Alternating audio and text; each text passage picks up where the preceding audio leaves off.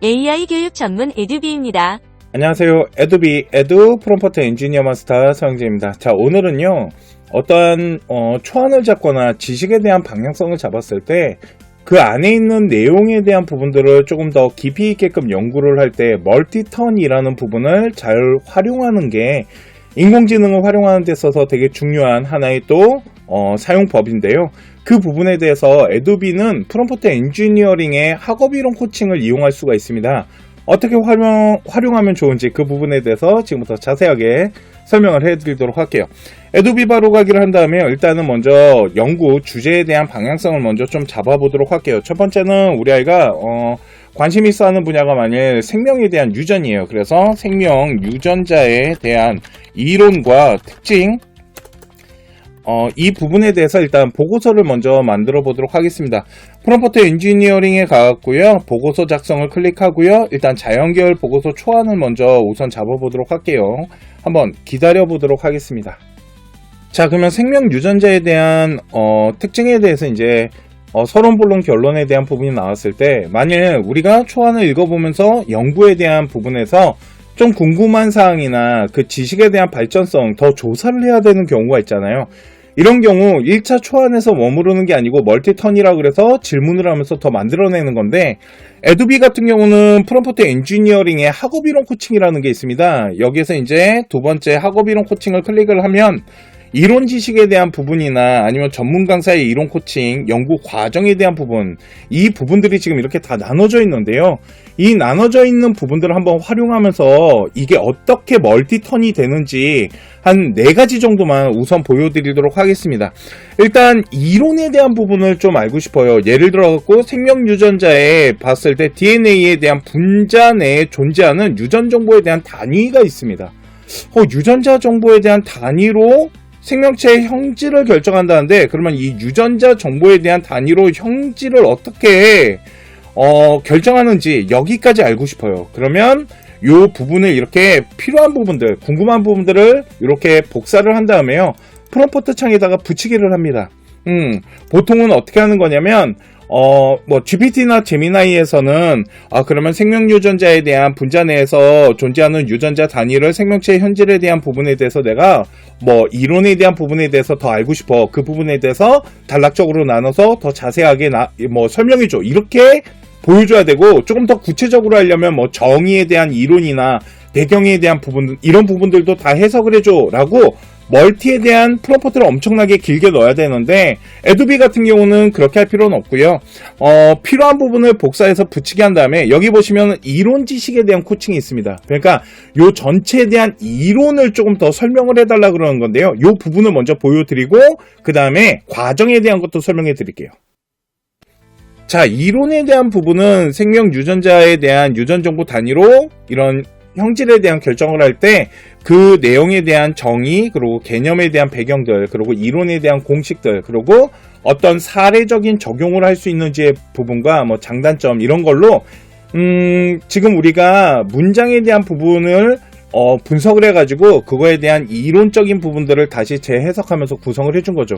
예를 들어서 만일 유전자 정보 단위에 대해서만 알고 싶으면은 유전자 단위만 이렇게 집어넣고 그 다음에 이론 지식에 대한 코칭을 누르면 유전자 정보에 대한 단위에 대한 이론만 또 알려줄 겁니다.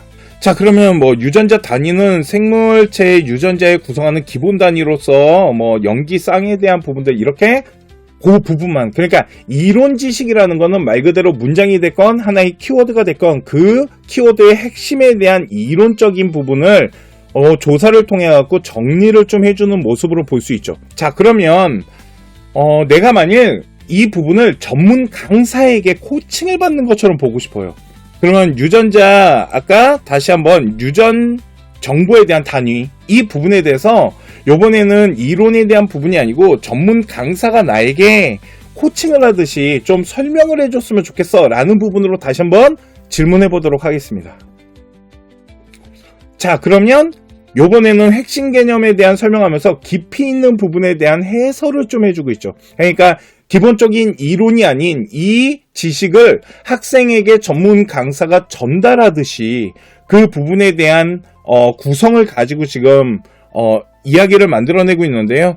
보면은 핵심 개념에 대한 설명과 그 내용 안에서의 어떤 깊이 있는 해설들, 유전자 개념은 뭐 멘델의 유전 법칙을 시작으로 이런 분자 생물학에서 지금 DNA로서 이 구조에 대한 부분을 구체화하고 있어 완두콩 실험을 통해서 형질에 대한 독립적 전달 사실을 발견했고 하면서 저 유전자 정보의 단위를 이제 강사가 해설해 주듯이 이게 어떻게 역사적으로 시작되었으며 어떤 방향이지, 그리고 공부 생활로 바로 쓰이는 요약 가이드, 그러니까 이걸 가지고 어떤 식으로 공부를 해나가면 되는지와 오해를 할 수 있는 문장 구조나 이런 부분이 너네가 많이 틀릴 수 있어 라는 부분들, 이런 것들을 통해 가지고 이제 코칭을 좀 받는, 그러니까 어떤 문제에 대한 개념을 풀어나가고 어떤 문제에다 좀 적용해 가지고 그 개념을 가지고 학습을 해나가는 모습으로 코칭을 해주고 있죠.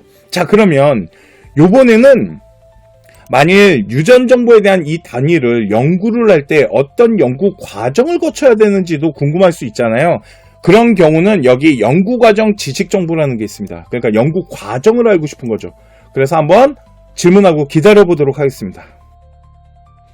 자, 그러면 유전 정보에 대한 단위를 연구할 때는 제일 먼저 연구 주제 선정과 문제 정의를 해야 되고, 그리고 문헌 조사에 대한 부분들, 실험 설계나 데이터를 수집하는 부분, 그리고 데이터를 어떻게 분석하는지, 그러니까 이거는 어떤 이론에 대한 부분이 아니고 저 부분 유전자 정보에 대한 단위를 어떻게 연구해 나가면 되는지에 대한 단계적 설계 코칭을 해주죠. 그러니까 보면은 지금까지 보여드렸던 게 이론에 대한 부분과, 그리고 전문가의 어떤 이런 학업에 대한 방향성으로 코칭받는 방법, 그리고 연구를 해나가는 과정에 대한 부분이죠. 자, 그러면 요번에는요, 또 하나 알고 싶은 게 뭐냐면, 요 유전 정보에 대한 단위를 여기 보면은 연구 심화 확장이 있습니다. 어떻게 연구를 더 심화시켜서 확장시켜서 연구하면 좋은지 그 부분도 한번 기다려 보도록 하겠습니다. 자, 보면은 유전자 정보 단위를 DNA 염기 서열에 대한 유전자로서 좀 확장해서 연구를 한번 해볼게. 그리고 그 주제에 대한 이론과 개념에 대한 부분들, 그리고 단계적인 부분으로서 단계적 접근에 대한 정보와, 그리고 어떤 예제들, 이런 활용 방안, 이런 식으로 하나의 주제에 어떤 키워드를 줬을 때 그거를 좀 더 심화 확장해가지고 연구를 해나가는 방향들, 이 부분에 대해서도 또 설명을 해주고 있습니다. 그죠?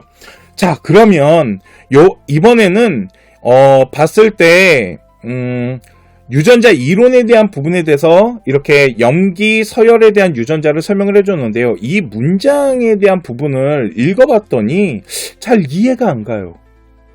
잘 이해가 안 가요. 그래서 이 문장 전체를 다시 재해석을 해달라고 한번 부탁을 해보도록 할게요. 그래서 문장 전체를 요번에 다 집어넣고요. 요 아래쪽에 보시면은 연구 문장 세부화 작업이 있습니다. 조금 줄여볼게요. 여기 보시면 연구 문장 세부화 작업이 있거든요. 이건 뭐냐면 지금 입력한 문장이 있잖아요. 저 문장을 다 다시 분석을 하는 겁니다. 하나하나. 그래서 저거를 세부화 시켜가지고 다시 설명하는 건데요. 한번 기다려 보도록 하겠습니다. 자, 그러면 일단 문장이 한 3줄 정도를 제가 넣었잖아요. 그거에 대해서 이제 문장을 다 분석을 한 다음에 더 문장을 다 세부화 시켜가지고 다시 더 자세하게 문장화 시켜주는 거죠. 이거는 언제 많이 사용하냐면 아이들이 이런 보고서 양을 늘릴 때 많이 사용하더라고요. 솔직히 양을 늘릴 때 많이 사용하고 조금 더 구체적인 내용으로서 확장시킬 때, 이럴 때 좀 많이 사용한다라고 보시면 될 것 같고요. 그런데 요번에 읽어봤더니 유전자 기능이 단순히 단백질을 만드는 것에 그치지 않고 생명체의 다양한 생리적 반응과 환경 적응에도 깊이 관여하는데, 예를 들어서 유전자 세포에 대한 신호 전달이나 대사 조절, 면역 이런 거에 대해서 막 설명을 해놨어요.